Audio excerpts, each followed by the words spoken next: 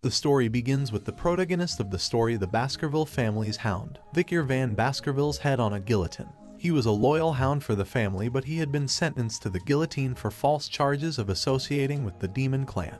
As he faced his death, he made a vow that if he were to live again, he would not live as a hound again. Afterwards, Victor woke up in a cradle, disoriented and confused. He thought he might be in hell, as his surroundings were loud and his body felt heavy. It looked like Victor was currently at a nursery, as there were many children there, all of them crying. Meanwhile, the Baskerville family patriarch, Hugo Le Baskerville, was inspecting the children's cradle. He roamed around the room and noticed children crying, and he dismissed them as insignificant, and even referred to them as trash. However, when he approached Victor, he noticed that the child was quieter than the others. Hugo ordered for Victor to be moved to the Cradle of Swords, and his attendant obeyed without question. As Victor lay in the cradle, he looked up at Hugo with pure hatred in his eyes. He knew that Hugo was the main culprit behind his false charges and subsequent execution. Victor realized that he had been regressed to when he was a baby, and that he had lived his past life as a hound for the Baskerville family. Victor had been born into an illegitimate family and had received training in a poor environment.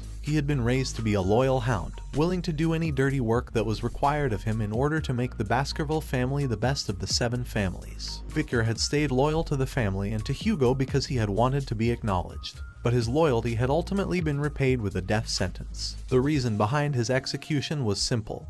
He knew too much. Victor swore that he would never live that life again and that he would take his revenge. However, with his newborn body, he knew that he couldn't do anything. Being moved to the Cradle of Swords was a good opportunity for Victor to become stronger. Children born into the Baskerville family had to go through one trial called the Cradle of Swords. They were thrown into a maze of swords, and after going through that, they had to get to the Styx River to be examined for their talent. The Styx River was a legendary river that turned the bodies of children into iron. However, there was a limit to how many children it could affect, so being able to reach it faster was crucial. The only way to reach the Styx River first was to head straight out of the helix-shaped wall of blades, which was no easy feat. As Victor crawled through the Cradle of Swords maze, he couldn't help but think about his past life. He had been ousted by his siblings and couldn't receive the effect he so desperately needed. But this time, things would be different. He was determined to monopolize the Styx River's blessing for as long as he could. As he made his way through the maze, he suddenly fell into the Styx River. The water seeped deep into his body and bones through his cuts, causing him intense pain. But he knew that he had to endure it for as long as he could. He couldn't let this opportunity slip away from him. Outside the maze, Victor's attendants were shouting for him to come out. They were worried that he would die if he stayed underwater any longer. But Victor was determined to hold on for as long as possible. Meanwhile, Hugo watched with expectation in his eyes. He asked the Baskerville family head butler John Barrymore how much time had passed since Victor had gotten in the river. Barrymore responded that around 7 minutes had passed. Hugo laughed and said that Victor might die. The attendants looked at him with worry, requesting the patriarch Hugo to save Victor. Hugo called out to Victor, telling him that he could come out of the water now. But Victor was too busy absorbing the Styx River water to pay attention. He thought to himself that he couldn't give up this opportunity so easily. He needed to absorb as much as he could until the very end. But then he started to fall down as water entered his mouth. Despite the danger he was in, Victor knew that he needed to endure it. He kept repeating to himself to endure, endure, endure. It looked like Victor was about to drown, but Hugo pulled him out of the water with a smug smile on his face. He commented on how greedy Victor was, even drinking the water from the Styx River. He then noticed that Victor already had teeth, which surprised him. Hugo asked the head butler for Victor's name, and he learned that it was Victor Van Baskerville. Hugo smirked and said that a very greedy son had been born. Victor, who was still somewhat conscious, thought to himself that he needed to use this time to sharpen his canines in secret. He was determined to rip his master's head off when the time came, and he would do it with his own hands. The Baskerville family would disappear into history too by his own hands. Victor Van Baskerville was born as the bastard son of Hugo Le Baskerville, a renowned nobleman of his time. At the tender age of 8, it was apparent that Victor possessed an extraordinary intelligence that far surpassed his peers. However, within the Baskerville family, he was considered nothing but ordinary, as he did not possess the direct lineage of the family's prominent bloodline. As Victor grew older, he began to explore different fields of interest, eventually settling on the treacherous paths of assassination, espionage, and conquest. By the time he had reached the age of 20, he had already embarked on several missions that showcased his impressive skill set. But despite his achievements, Vicar still felt inadequate in comparison to those of direct lineage. At the age of 30, the gate leading to the demonic realm had opened, signaling the beginning of a terrifying invasion by the demon clans. Vicar, now a seasoned warrior, stepped up to defend his realm, engaging in battles that saw him slaughter monsters left and right. For the next 5 years, Vicar endured through the era of destruction, fighting tirelessly to protect his people. And when the long war finally came to an end, it was the humans who emerged victorious. For his unwavering loyalty and bravery, Vicar was rewarded by the kingdom. However, the reward he received was not what he expected.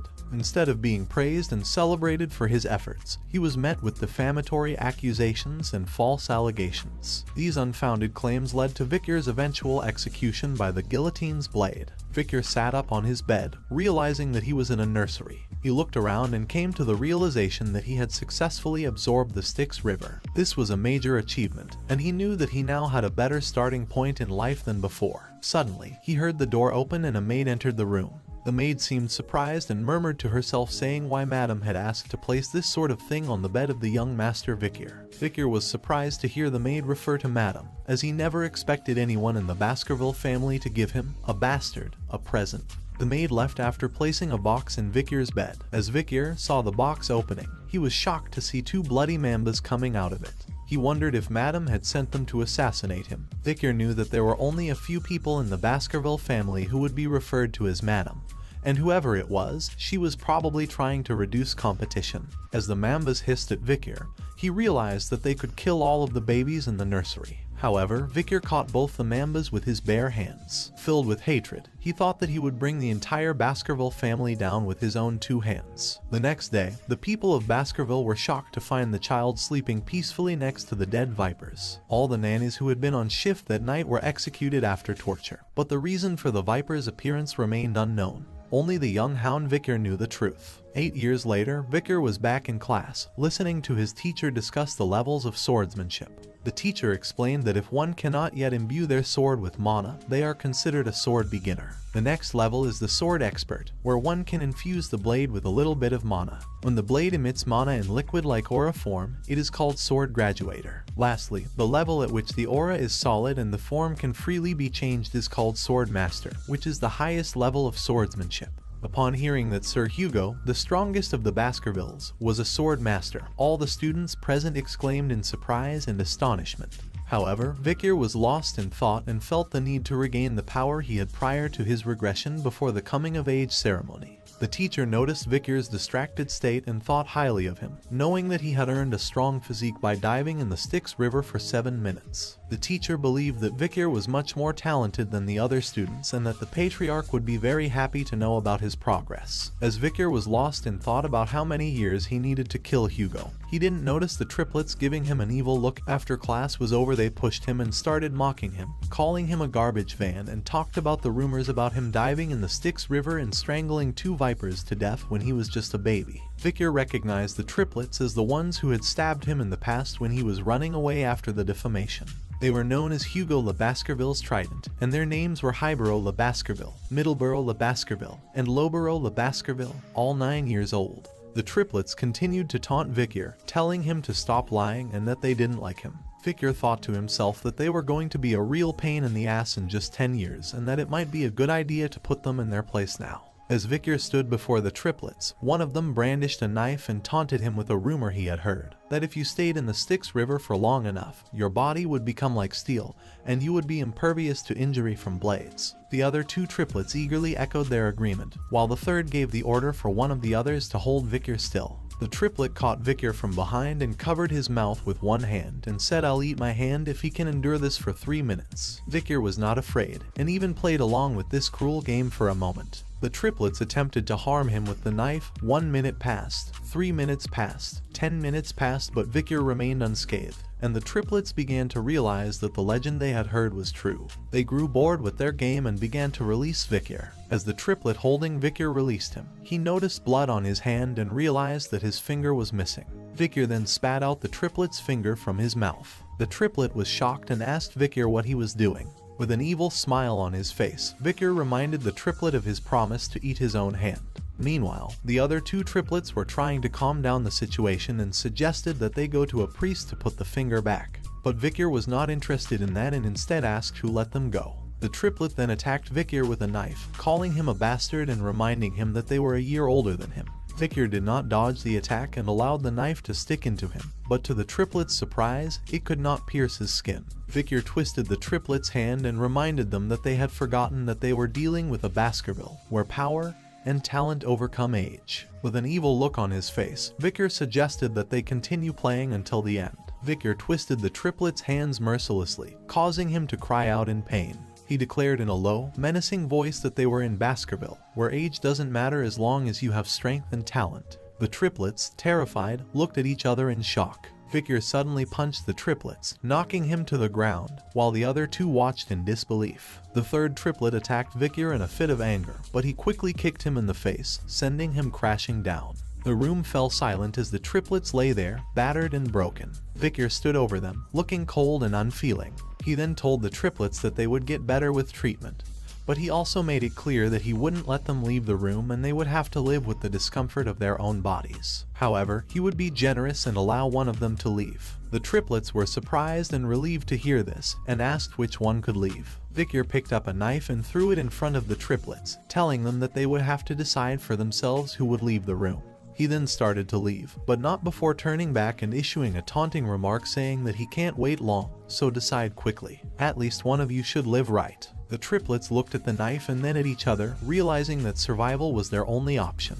They began to fight, each trying to grab the knife and gain the upper hand. The sounds of their struggle echoed through the room, and Victor listened with satisfaction from outside. He had successfully caused the Triton of Baskerville to split, pitting brother against brother in a fight for survival. In the Patriarch's office, the head butler, John Barrymore, delivered some unsettling news to the Baskerville clan patriarch, Hugo Le Baskerville. The Moore clan had been causing trouble in the Ruby Mines, claiming it as their territory. However, Patriarch Hugo assured John that they would handle the matter when the Moore clan reached out to them. John then reported on the interim evaluation of the juvenile fortress and informed the Patriarch that Master Victor had scored the highest on the written exam. The practical exam was scheduled in 5 days, and the Guardian Knights had vacated the premises in preparation. However, John hesitated before informing the Patriarch of a recent incident at the juvenile fortress. John informed the Patriarch that there had been a big fight amongst the young masters at the fortress. Patriarch Hugo was concerned and asked how many of them had died. Butler John informed Hugo that there were no casualties, but Master Highborough's teeth had been completely damaged. Master Midleborough's jaw had been smashed in, and Master Lowborough's left index finger had been amputated. While they had recovered their health since being treated, the psychological damage done to them seemed significant. Patriarch Hugo was taken aback and remarked that they wouldn't have fought amongst themselves since they were so close. John then revealed that there was some friction with another young master, an 8-year-old named Master Victor, who had wounded the 3 young masters and who also had the highest scores on the written exam.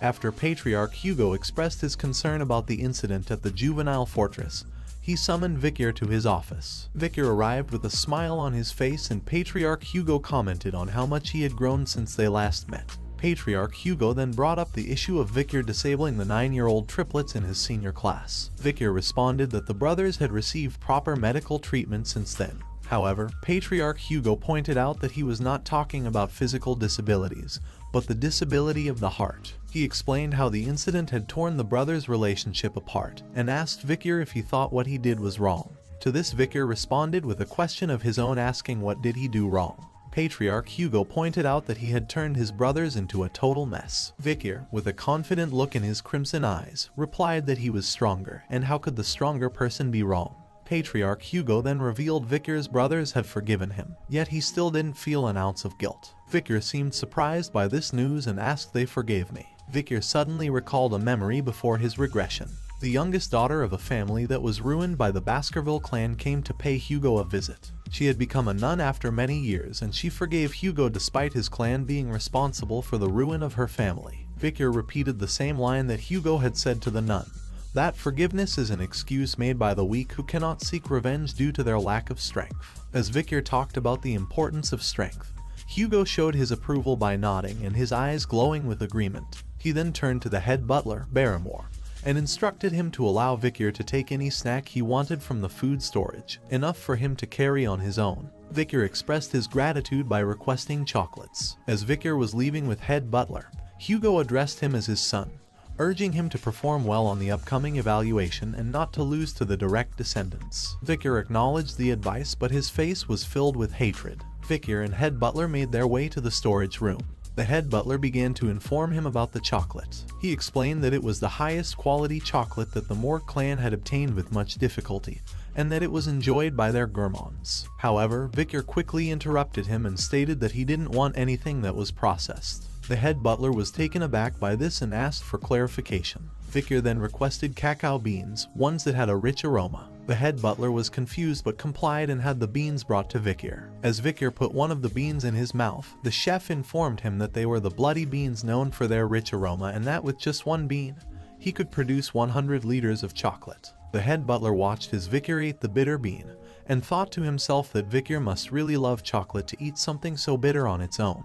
And this was a good method to obtain more chocolate, as after being processed he would have a huge amount of chocolate available. The chef asked Victor if he wanted them to process the beans and send them to his room, but Victor declined and said he would take them as is. The head butler was left wondering if Victor just had peculiar tastes. Victor had no interest in eating the chocolate, but he had a plan for the cacao beans. Victor planned to use the beans in the upcoming practical exam in 5 days. Little did they know, a catastrophic event would soon occur, unlike anything that had ever happened before in the Baskerville clan's history. In this world, the Baskerville family is known as the Berserker family due to the intense training and evaluation that their children undergo from a young age. The training begins when the children are able to take their first steps, and they are immediately put through a rigorous test of their stamina. They must run up a steep mountain and are not allowed to lie down or rest on their stomachs except for allocated times. As if this wasn't enough, when it's time for them to sleep, they are required to sleep alongside a monster corpse. This is to help them adjust to tough environments and become resilient in the face of danger.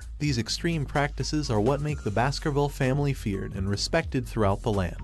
After this period of grueling training, the children reach the age of 8, and the real test begins. The young hounds, as they are called, must undergo a deadly evaluation. This is the defining moment that has earned the Baskerville family its notorious reputation.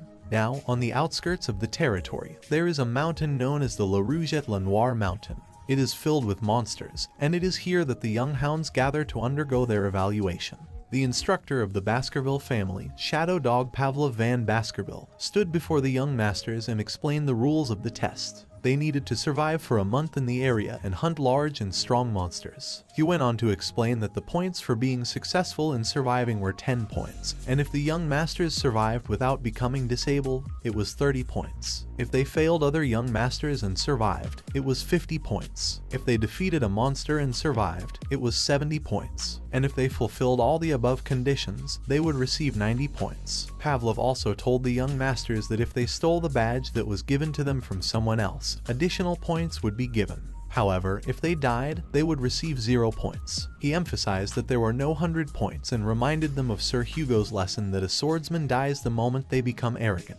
The instructor also cautioned against leaving the designated area, as La Rougette La Noire Mountain was a restricted area with many undiscovered things. He recommended that the young masters move within the given space where the monsters had already been subjugated. He informed them that during the exam, shadow dogs would be hiding and grading them. As the young masters waited for the start of the practical exam, some of them noticed Victor and began discussing his past feats. Despite their comments, Victor remained composed and thought about the La Rougette La Noire Mountain, which he had visited before. Meanwhile, the triplets standing near Victor were visibly nervous, sweating with fear. Shadow Dog Pavlov addressed the young masters, wishing them good luck before the bell rang, signaling the start of the exam.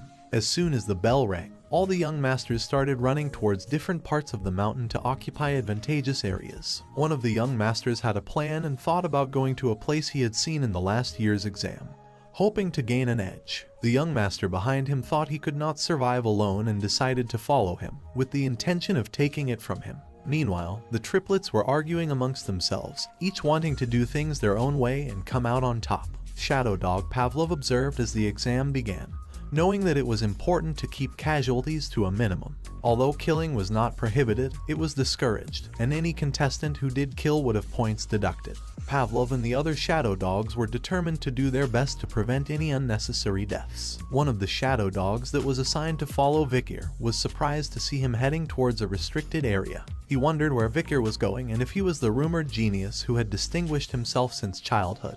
The shadow dog was intrigued and looked forward to seeing the skills Vikir would display. Vikir approached a large tree and wondered if this was the right spot. He thought that the soft ground would be suitable for him to set up camp for a while. Vikir then considered taking a break, which left the shadow dog following him confused. While other participants were busy fighting each other for points or facing monsters, Vikir gathered wood and practiced with a wooden stick. Later on, he slept peacefully under the tree. The shadow dog who had been watching Vikir grew impatient and started to question his actions. He wondered how long it had been since Vikir had taken a break and observed that he spent most of his time digging holes, hunting for food, or collecting equipment. The shadow dog started to doubt the rumors about Vikir's supposed genius, wondering if he was planning on hiding instead of actively participating in the exam.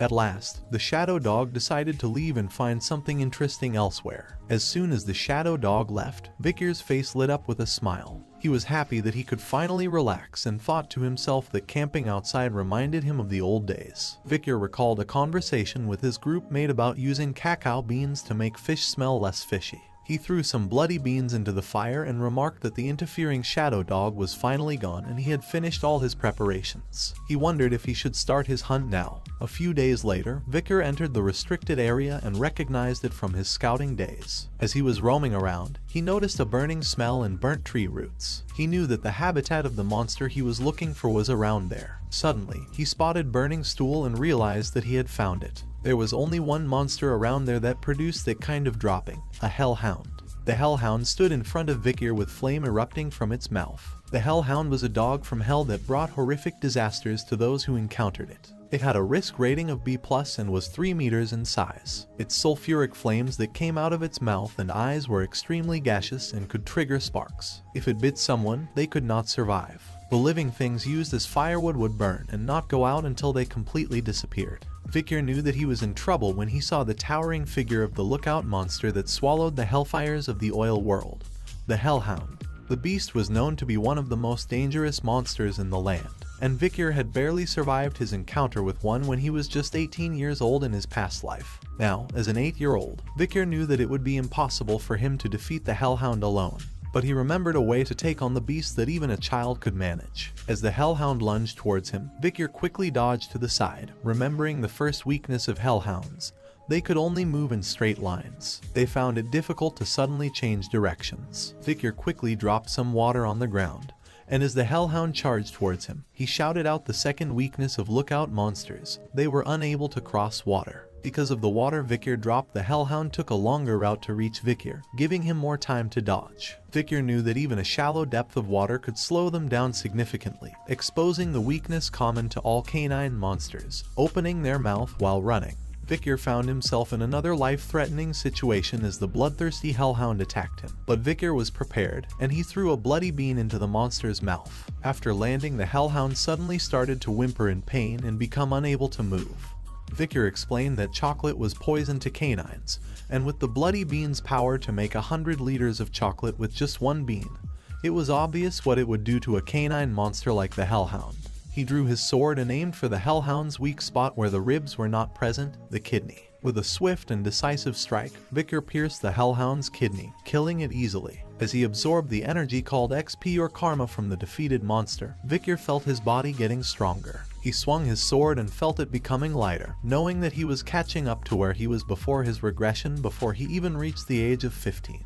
Vikir couldn't help but wonder what kind of expression Hugo would make when he brought back a monster with a risk rating of B+ as an 8-year-old child. Vikir stood there, ready to take the head of the hellhound he had just defeated, feeling confident in his abilities. He knew he had already secured first place in the practical test, and was eager to claim his reward, something he never would have dreamed of in his past life. But his moment of triumph was short-lived as a group of hellhounds approached him, likely seeking revenge for their fallen comrade. Vikir remained calm and collected, already knowing the weaknesses of these creatures and how to defeat them. As the hellhounds drew nearer, Vikir took out his sword and prepared to take them on. He had plenty of bloody beans left and was ready to use them to his advantage. With a smirk on his face, he cut the dead hellhound's head and taunted the hellhounds, knowing they were no match for his skills and knowledge. He had already defeated one of their kind and was prepared to take them all down. The hellhound suddenly started whimpering, which immediately caught Vickers' attention. He couldn't believe that the fierce beasts were feeling scared of a mere 8-year-old's bloodthirst. Hellhounds would never submit to their prey even if they were to die, Vicker thought to himself, trying to figure out what could have caused the hellhounds to feel so uneasy. As Vicker turned around, he saw a monstrous creature with 3 heads standing before him. It was a Cerberus, the legendary 3-headed dog from Greek mythology. The creature was massive, measuring at least 7 meters in size, and Vicker knew that a Cerberus had a risk rating of a plus. Vicker was bewildered as to what a Cerberus, which typically inhabited the 7th ridge of the La Rouge et La Noire mountain, was doing here. The Cerberus was known as the ultimate lookout monster, residing in a place where all the dead spirits were headed. Vicker noticed that the Cerberus was bleeding and had multiple arrows stuck in its body. He realized that someone might have been hunting it, and it had come all the way to this place being chased. This was his chance to kill and injure a plus-rank monster, and he decided to attack the Cerberus. Despite the Cerberus being a powerful and dangerous creature, Vicker had been hiding his true abilities as a sword expert and had already reached a high level of expertise. His body had been strengthened by the river Styx, and all the weapons he possessed were working well against the injured Cerberus. With his refined swordsmanship,